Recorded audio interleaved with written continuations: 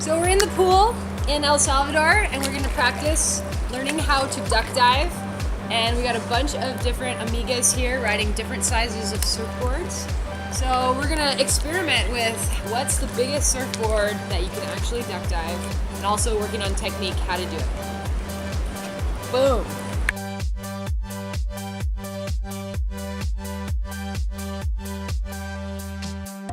So the key to a good duck dive, number one, you need to have some speed. That's gonna make it easier. Number two, it's a timing thing where you do it on the wave. And then it's also the physical aspect where you put your foot on the back of the board. And all of those things are gonna change a little bit based on the size of your surfboard. I have this little tiny, really cute 5'4", and it duck dives really, really easily. So you wanna get up some speed. You want to have your hands just kind of like right at your shoulder. The first step is to push down. And I like to keep my knee on the board to kind of hold the board, like help it push down. Like you push down with your hands and then you're keeping it underneath you with your knee. And then once you get down to the depth, then you push through with whatever reaches. Like I use these little tiny boards, so a lot of time I'm pushing with my shin right here. And then if I want to go really deep, then I'll put my foot on there. But a lot of times if I'm being lazy and it's not really that big a wave, I just push with my shin. But if I had a longer board and my foot reached the edge of the board, then I would always push with my foot. And then another thing that we've seen girls do that doesn't really work that well is they think they got to get the foot all up. So they go for their duck dive and they like spread the leg out, and then the board goes all like that. So to those girls, I tell them to keep your knees in the middle of the board and then get your foot on from there. So now that you got your body right, let's talk about timing.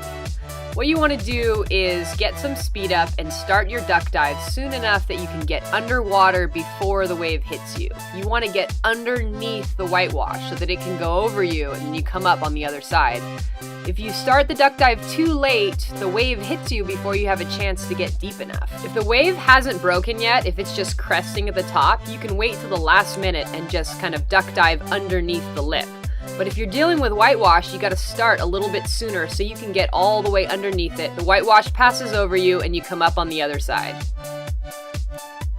Here are a few examples of some amigas giving it a try, and we can talk about what's going wrong. Here's an amiga that's pushing down nicely with her hands, but she's not following through with her leg. So the board doesn't scoop through the wave very nicely. If you have a really good push down, but there's no follow through, then the board just goes out that way. This is what you want the board to do underwater. Scoop down and then come back up on the other side of the wave. This amiga is pushing down really nicely. She's scooping through with her leg, but her upper body's not getting down to the depth where the board is. So even though the board is deep, her body's not getting underneath the whitewash. Another thing that will help your duck dive be more awesome is keeping your eyes open. Probably not recommended if the water's super gross or if it's a little tiny whitewash on the inside with tons of sand. But if you're outside and there's a big wave coming, keeping your eyes open will help you because the whitewash is not uniform. It's not like a complete wall of darkness. There's like patches of more turbulent water and then there's patches of more airy water. And you can actually move yourself into the lighter patches and avoid some of the force? Yeah, you can avoid some of the force of the wave if you look for it. And if, worst case scenario, the big force is gonna hit you, at least you see it coming and kind of brace for it. I don't wear contacts, but Jackie does, and Jackie says that she still opens her eyes underwater and very rarely loses a contact. So a lot of girls come down on retreats and they say, I really want to learn how to duck dive, but then they bring these like really big boards. This is a 6'4", so it's super hard to duck dive a board like this. Like even for me, it's really challenging, and for someone who's not good at duck diving, it's going to be nearly impossible. So keep that in mind. The problem might be your surfboard. But just for fun, I'll try and duck dive it in the pool. Let's see if I can make it go under.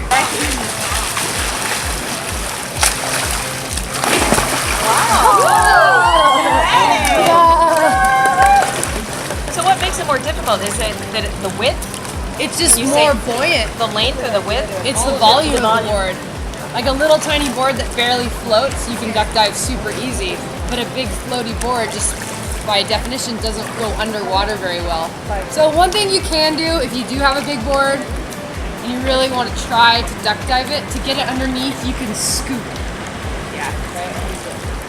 Because it's hard, if you have a big board on the water, if you push this down, it doesn't go because it's got all this volume on the water. So you're displacing all this water to make it go under, which is hard. But if you tilt it, then it'll go under much easier. So if I was out surfing and I wanted to try and duck dive this board, I would tilt it to scoop it and then follow through like normal. And that's how you duck dive. Woohoo!